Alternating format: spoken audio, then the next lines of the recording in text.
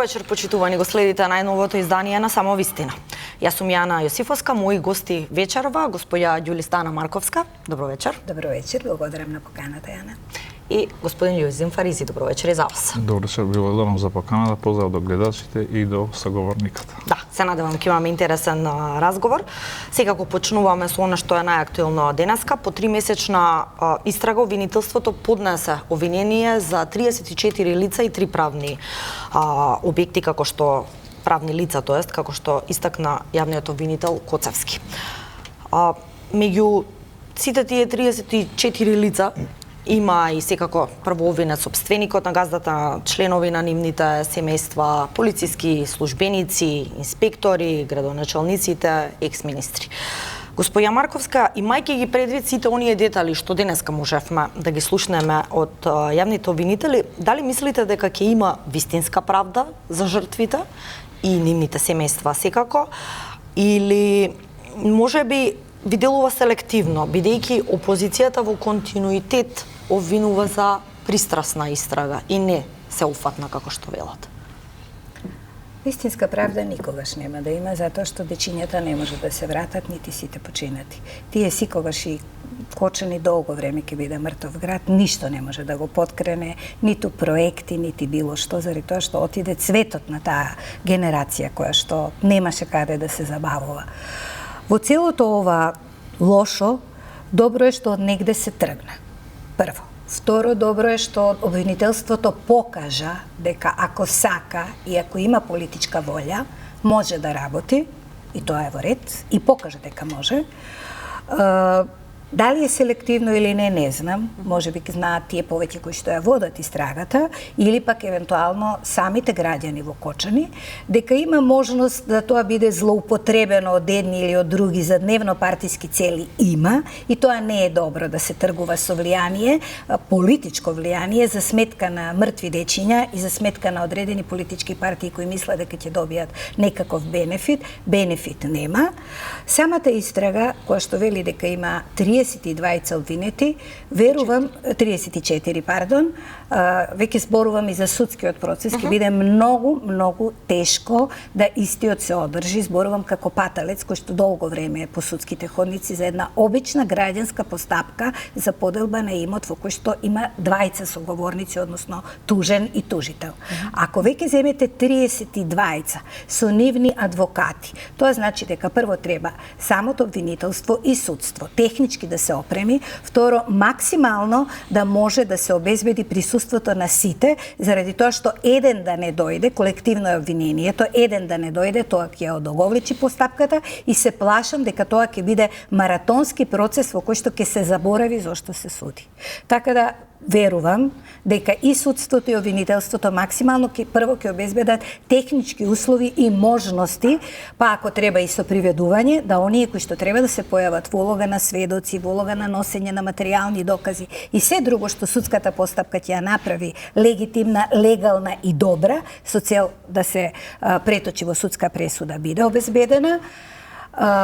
Правдата нема да биде, правдата и правдината се два различни поимови, може би за некого ќе се обезбеди, за некого не, дечињата нема да се вратат, меѓутоа една добра школа, дека секој оној кој што веќе треба да се бави со таква дејност, без обезбедување на некаков добар, минимално технички објект, без исполнување на сите услови ригорозно, нема да може да се отвори. И тоа е лекцијата за сите нас, и тоа е доброто од целава оваа трагедија што се случи на Македонија и за која што се надевам никогаш повеќе нема да се повтори. Да, Фаризи, во тој контекст, истото прашање, каква поука воопшто и општеството, и државата, и сите луѓе на функции или кои што се бават со услужна дејност треба воопшто да извлечат од оваа трагедија, секако во контекст на она што еве и денеска како обвинение е поднесено? Како вас ви изгледа? Јас сакам да не се повторам со говорничката, сакам на друг начин за да ја почнувам ова дебата. Прво, јас сум бил еден од најпрвите што сум излегал после трагедијата во Кочани, нели, одма во понеделник во друга телевизија и сам го изнесел моите ставови во смисла како треба ние да поставиме во тие одредени моменти. Јас мислам дека како целокупна, како држава, односно како граѓани на оваа држава, требаше да имаме три начини на пристап на оваа ситуација во овој период, до денеска. Тоа првото е дека ние треба да бидеме хумани кон сите тие кои ги изгубија животите, односно со семејствата кои ги изгубиле најблиските, тие што беа тешки повредени и кои се борат за животот. Второт аспект беше пристапот институционално, значи да им оставиме институциите да постапуваат, односно слободно да постапат без некој голем притисок, за да не се прави грешка во постапката, односно до покренувањето на обвинението, бидејќи кога има притисок од страна на граѓаните, бидејќи ние во минатото сме биле сведоци дека тие трагедии што ни се случија, пример Дурмотус, Тетово и Ласкарци, па за тоа, Тетово ми беше за модуларна, односно целта на моето мислење, дека луѓето не излегува тие што треба да одговорат пред лицето на правда. Кога се прави притисок од страна на граѓаните во овој период, мислам дека може да настрадува некој што не е одговорен. Затоа ние требаше институциите да ги оставиме слободно. И третиот пристап, што е многу важно, политиката требаше да биде надвор од овој случај, односно да не се злоупотреби за политички цели. Се случи обратното. Наместо ние да ги жалиме луѓето и семејства да ги поддржуваме во овој период до денеска, политиката излезе напред, односно третиот аспект што односно пристапот излезе прв во чекорите и се злоупотребуваше и од двете страни, односно опозицијата цело време го напаѓаше власта, а власта се обидуваше да се брани. Ние треба да, и тога сум кажа, ние треба да правиме разлика од случајот, бидејќи се го поврза со случајот во Србија. Што се случи? Ние не можеме да ги поврзаме едното со другото, пошто ова е со само приватен бизнис, а тоа што се случи во железницата во Србија е државен проект. Тука треба да правиме разлика. Сега што е моето мислење? Сега институциите постапиле, е првото. Второто, пак политика треба да биде надвор. Ние пак треба да ги во хуманитарниот дел треба да ги супортираме тие семејства. Третото, ние треба ресоциализација да им правиме на истото, односно лекувањето да продолжи. И петото, колку што можеме економски да го дигнеме тој град, бидејќи како што кажавте и вие преска, веќе тоа младината таму е еден дел, не знам колку 63-4 колку го изгубија животот. 62. И колку многу се повредени, околу 200 се повредени. Така што треба државата многу да инвестира. Но поуката. Дали државата прави доволно во тој контекст за жртвите и повредените и нивните семејства сега? Првиот чекор ова со првото е многу важно што ние успеевме многу од тие да ги спасиме, бидејќи ги опативме надвор од држава. Многу добро се организира. Сериозен настап. Да, јас мислам дека целата државен врв се максимално ги поддржи овие семејства и јас мислам дека успеа многу од тие луѓе да ги спаси животите. Така што во капацитетите колку ги имаше тука кај нас и особено тоа што го направи во лекувањето во странство. И сега ова второто што го прават со ресоциализација, односно со тие што треба да се лекуваат. И јас мислам дека тука поддршката на влада треба да биде многу поголема, се со цел тие да се вратат во нормалниот живот и да се опорават. Јас се молам на Бога тоа да се случува, сите да се вратат во нормалниот живот, а после тоа треба да се инвестира повеќе уклучено. Јас мислам дека иницијативата на влада е позитивно и ќе видиме во следниот период 1, 2 до 3 години што ќе се случи, бидејќи тие проекти не се прават преку ноќ, треба еден долг период да се гради таму.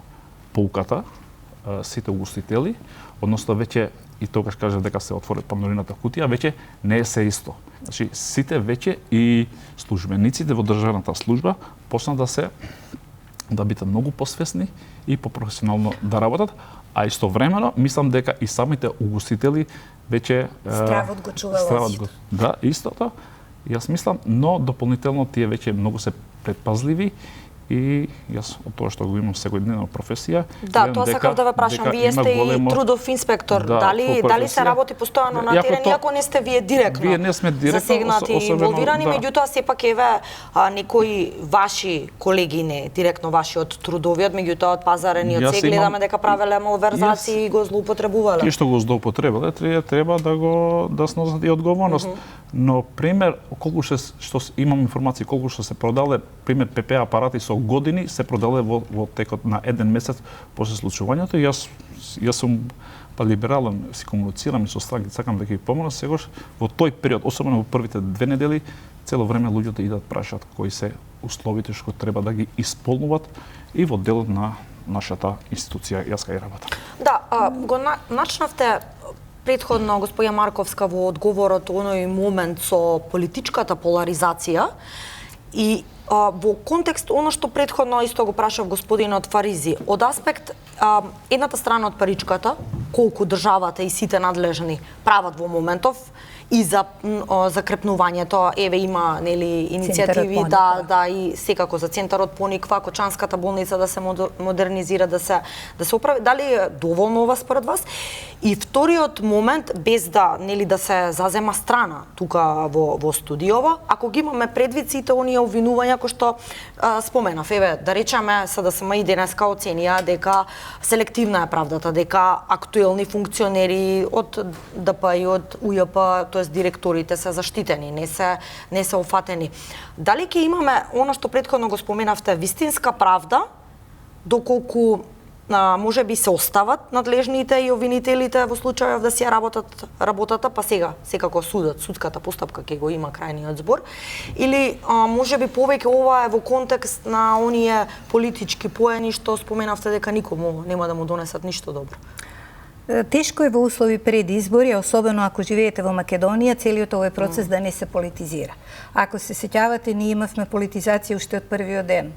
Самата трагедија, представник имаше од Социјалдемократскиот сојуз за жал жена, подпредседател која што за настанот фрли дрва и камења, зборуваше без да размислуваме за тоа дека тоа прво не може да му се случи секому, никому да не му се случи. Поуката е тоа што разговаравме, дека веќе стравот го чува лозијето и дека секој веќе сака да му биде законот и законските прописи основен браник кон државата. Ако вие постапувате така при отварање на објект, меѓутоа и при натомашна работа, тогаш си го чувате објектот, си се чувате и себе си.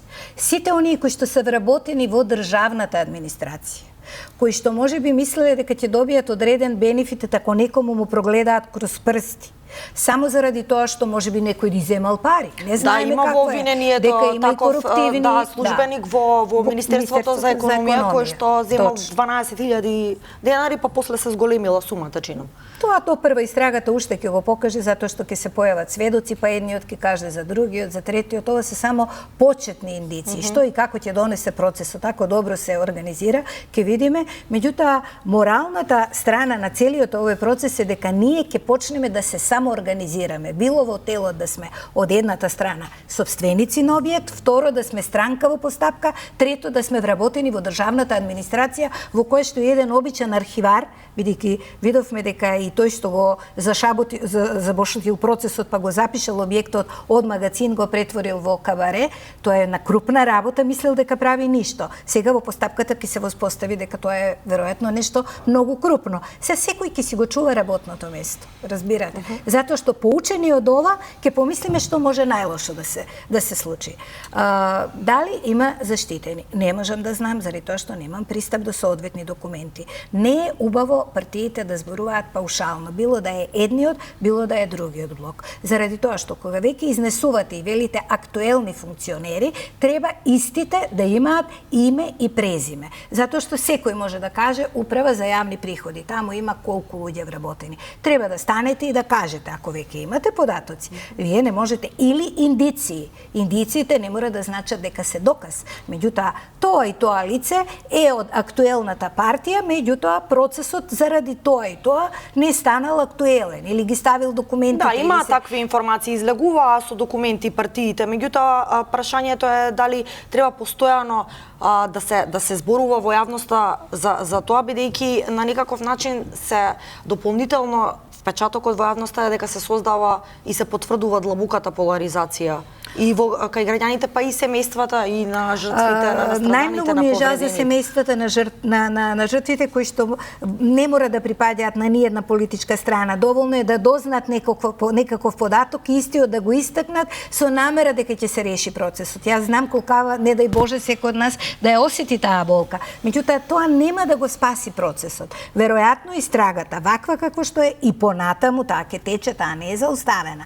Тоа што се покренало обвинение, се додека не се затвори процесот, не значи дека постапката е затворена. Можеби истрагата понатаму уште повеќе ќе продолжи заради тоа што сослушувањето на сведоците ќе донесе нови моменти во самата таа истрага. Заради тоа реков, технички е многу важно тоа да се обезбеди. Обвинителството завршило многу голема и тешка работа, затоа што вие да имате обвинети 32, од кои три правни лица, да имате градоначалници, да имате се, тоа е многу обемна работа која што во текот на истрагата ќе се покаже. Секој кој што е обвинет не значи дека е виновен. Тоа ќе го каже судот. Меѓутоа, работата е долготрајна, ќе трае повеќе, што и како ќе се направи ќе видиме. Не ми се допаѓа инструментализација на овој процес во пресрет на локалните избори, заради тоа што бенефитот не е добар. Да, ќе дојдеме и до тоа. Фаризе, дали според вас се штити некој? Или, еве, како гледате, двајца од четворицата екс-министри за економија се офатени во обвинението? Двајца не биле најдени доволно докази. Тројца екс-градоначалници на Кочани веќе се обвинети и официјално според тоа што го кажа Коцевски. Како ви е вас впечатокот?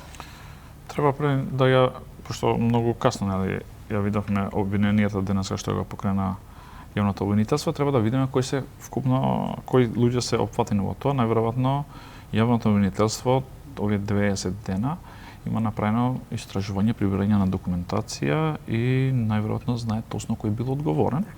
Но една многу важно што сакам да кажам, дека корупцијата, колку и да е голема, дали е ситна или мала, е корупција. Тоа е канцер на една држава и убива на крај. Замисли за 12 ситна душа, за 12.000 денари или за 200 после 1000, колку 200 000. Така никако беше сумата. Да ги земеш уврат толку семејства, односно 62 жртви и колку се повредени. Можда да не бил тој моментот за фалсификување на таа лиценца, ќе беше затворена таа дискотека. Така што институциите не можат да следат се инспекторите, не можат да следат се инспектори и да оди на тенаш тој ќе му извади, тој не знае дали е оригинал или не е оригинал, тој ќе пише и на крај јас писам дека таму па никој не вршил надзор.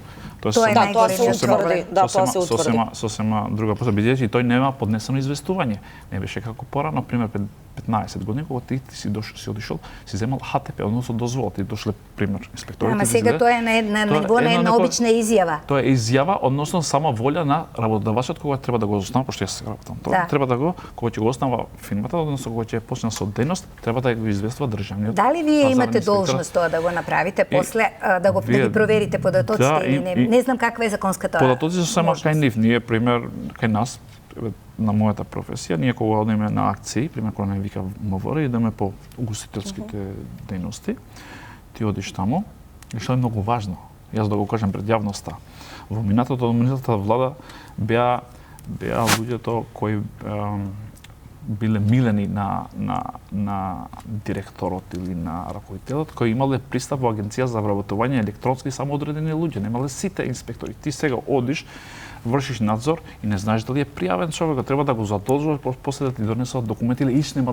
да ти се појави на надзор дополнително кога ќе го задолжиш одредени инспектори, што и тешко иде на надзор, бидејќи се знае ноќе сака да спијат дома, се има пристап директно и тие може да гледат електронски дали имат, значи немавме електронски сите пристапи. Денеска мислам дека тоа значи дека дигитализацијата може тоа да го реши. Дигитализацијата е многу важно. Кај нас што треба, тоа сосема друга тема, но да се надоврзам. Значи, многу е важно во овој процес да не биде на крај виновен огнометот внатре за пожарот, туку да се казнат сите тие што директно или индиректно гледале да се случи оваа случка.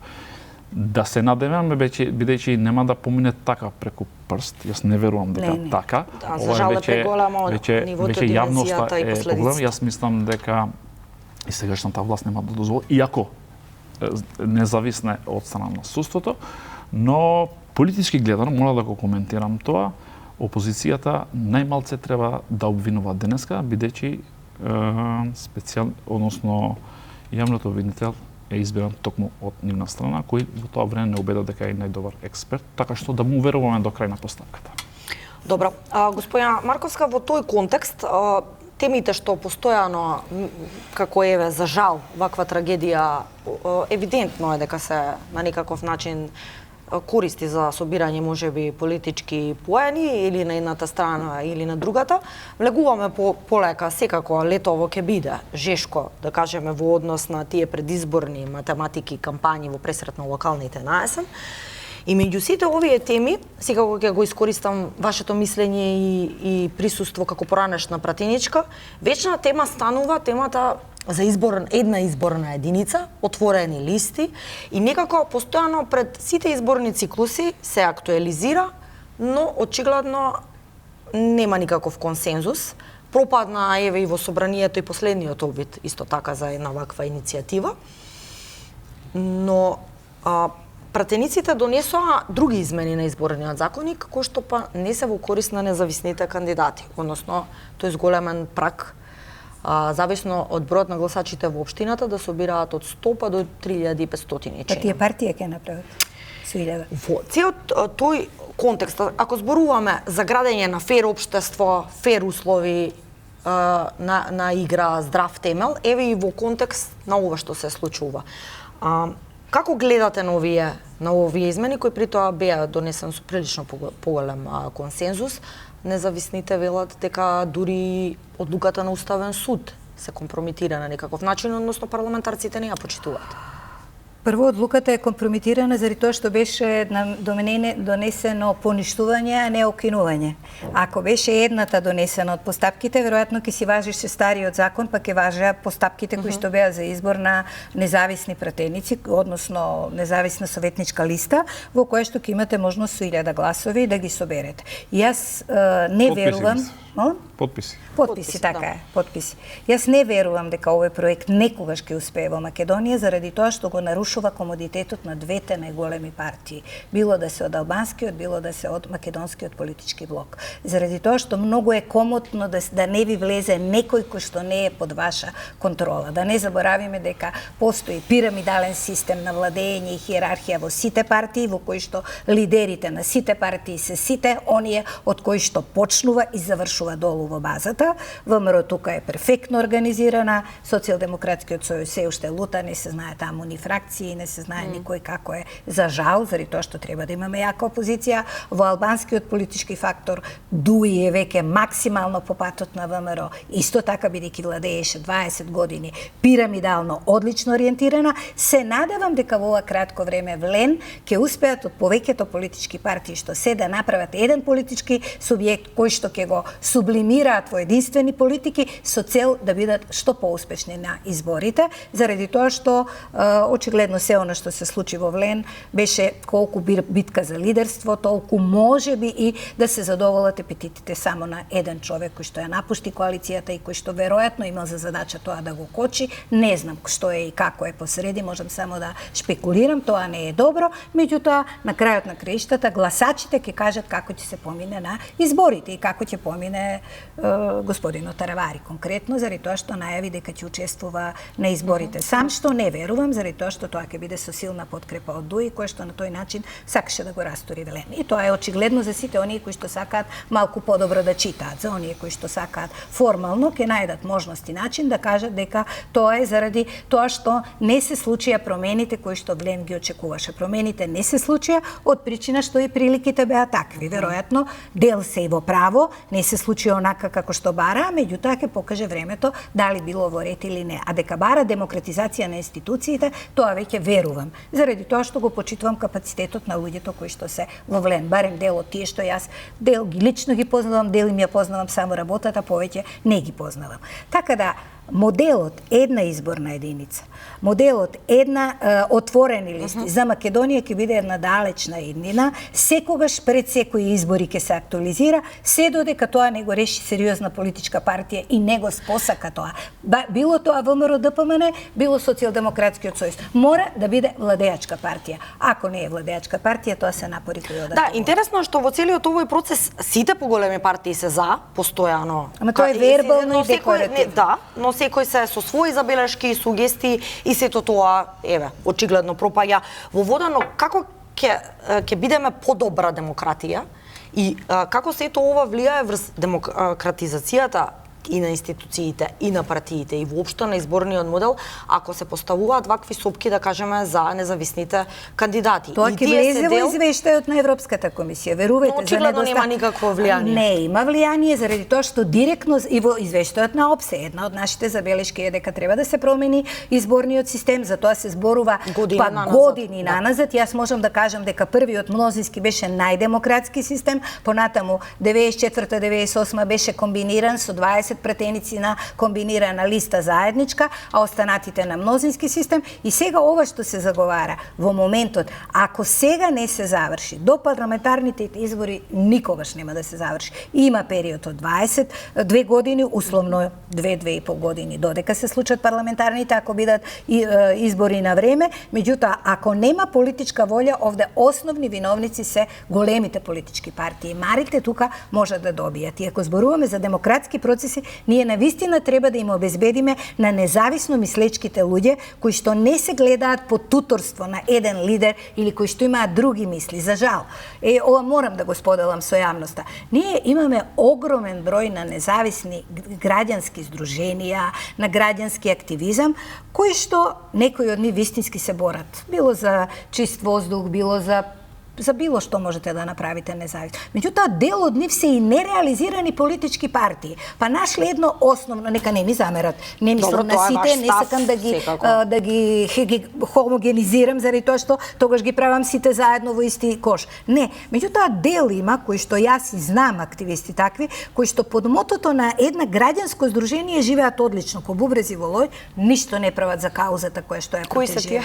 Нема во овој момент, ако имаме посебна тема, би ги кажала дури и со име и презиме, бидејќи нивните резултати тоа го зборуваат и кои што по тоа мото сакаат напротив да, а имате луѓе да добијат нешто. Да добијат, па да не кажам што најчесто материјални средства се тоа или одредени проекти за да ги работат. Меѓутоа имате вистински политички активисти кои што се и добри и организирани како луѓе, кои можеби ако им ја понудите опцијата да бидат независни кандидати поддржани од група на граѓани и избирачи, можеби и ќе се нафатат да го изодат тај пат и верувајте изборот нема да им биде тежок. Ако се реализирани луѓе кои што сакаат нешто да направат за оваа држава. Тука е сопката во политичките партии. Дали мора се да е во партија за да било какво фер третман и како обичен граѓанин, па еве и како некој независен во случајов граѓански активист, ако сака нешто да промени и да се слушне неговиот глас, Фариз? Јас мислам дека има многу пазарџи, така што доволно ги имаме помалите политички партии кои се обидуваат да пазаруваат и па после да тендеруваат. Тоа им е целта. Да. Пазарџи до тендереџи. Така што јас мислам дека добро е што го зголемиле прагот на тие што сакат да се кандидираат како Зошто независни. Зошто сметате така? Бидејќи имаш прилично реакции. Јас сум имал можност во период 2004 година до 2009 година да работам во Министерство за правда, буквално во избирачни списоци. И знам точно кога се собирале подписите што правеле таквите луѓе, кои буквално ги носат луѓето да се подпишат, а не знаат ни за кого се подпишат и зошто се подпишуваат. Ама тоа е проблем на луѓето, не е на тие што ги подпишуваат. Тие ги злоупотребуваат луѓето, односно тоа ниската, да не кажувам, необразованата доволна класа, односно не знае, му кажал пријател иди се подпиши, тој не знае зашто се подпишува. И на крај, после кој излегува, односно ќе собереше 350 подписи и на крај ќе земеше 25 гласа се на се. Така што не се сеќавам добро, но помалце од подписите. Така што јас мислам дека добро што го покачија тој прагот, односно на 10.000 до 10.000 избирачи да имат 100 подписи. И тоа мислам дека ако ти не успееш во една општина кај има 30.000 гласови да собереш 300 подписи, тогаш Не треба ни да се Да, ама 1000 и 3000 не е исто. Вие со 1000 можете да направите политичка партија. Така што јас мислам дека и за политичка партија две работи треба да се подигне цензус, односно прагот за да дават подпис и второто дигитализација, еден човек да не се подпише кај 100 политички партии, за да својот подпис треба да се контролира истото. Така што јас мислам дека треба да се најде еден начин, први да го повлекува неговиот подпис, па да може да ја даде кај другата политичка партија, но сосема друга тема, но мислам дека во овој дигитализацијата би му помогал и тоа како. Да. Така што во другиот дел во врска што е со изборите, што и во однос на демократизацијата, и да се надоврзам со говорничката, бидејќи ми е омилена соговорничка, кога беше пратеник, јас сум бил многу млад, така што тоа значи дека јас сум многу стара. Не, тука сум ама на сепак јас сум ги почувал, сте биле сегаш добар оратор во собранието, така што сакам и да се надоврзам со тоа што го дадевте, мислата што ви беше за Дуи и за Влен, пошто многу добро ги познавам во сршта како рода. Проблемот е што Влен се направи коалиција толку брза, можда и од супортирана од страна директно од страна на премиерот на Косово Албин Курти и другите актери политички тука кај нас. Но имаше реакции за тоа, Фаризи, дека е мешање од надвор. Но албанците мислат дека ќе носат промените. И сега, што се случува? Јас секогаш сум кажал дека Дуи, како политичка партија, делувала како акционерско друштво. Гледате исти акционери, вие може да ги памтите од собрание. Истите сосема истите луѓе се вртат во собранието, 70%. И добар дел се организирани и морам да кажам и многу подготвени. Да. Сега за волја на вистината. Тие како действуваат како акционерско друштво. ДПА како трговец поединец. Што направи Влен? Бидејќи Влен се од сите политички партии од двете, овие измислен нов систем на делување, односно политички делување, фамилиарен бизнис. Буквално фамилиарен бизнис. Гледате ги кого го именуваат. Именуваат 5-6 мина тесниот министерот или председателот на една од политички партии ги именува 5-6 мина сите од тесното семејство. Сега не стигна до толку. Уште одат протаму, ги вработуваат тие истиот круг, па после почнат да ги вработуваат. Затоа тие почнат да го губат кредибилитетот кај албанците. Јас мислам дека ако и плюс Дуи е добро перфектно организирана, клиентелистички, како што рекла. Клиентелистите ги имат максимално под контрола. Усовршено, бидејќи тие вработиле по 5-6 мина од едно семејство. Да, ама дали Влен ќе го следи истиот модел? Тоа е многу важно. Јас ти кажав, фамилиарен бизнис мислат дека е политичката партија. И за тоа пукнаше, имаше и мислам дека и други цели Арбен Таравари во животот што не успеа да го направи тоа што му беше целта како министер, но сега гледате кој е фајтерот главниот. Јас ги следам медиумите, пошто можда предноста ми е јазикот. Главниот фајтер против Влен е само Арбен Таравари. Гледаш дека Дуи, односно Европскиот фронт, некако како многу малци излегуваат да ја критикуваат цело време. Секој ден само Арбен Таравари излегува против владата да зборува. Па не, само една секунда да ми дозволите во интерес на јавноста. Дуи секојдневно не бомбардира со соопштенија, особено дека се угнетени албанците, дека се бркаат од државни институции, дека не се почитува Охридскиот рамковен договор, дека власта е авторитарна, значи се критикува исто така и уставниот суд за законот за јазиците. Овој Влен Значи, на етничка карта се постојано обвинувањата.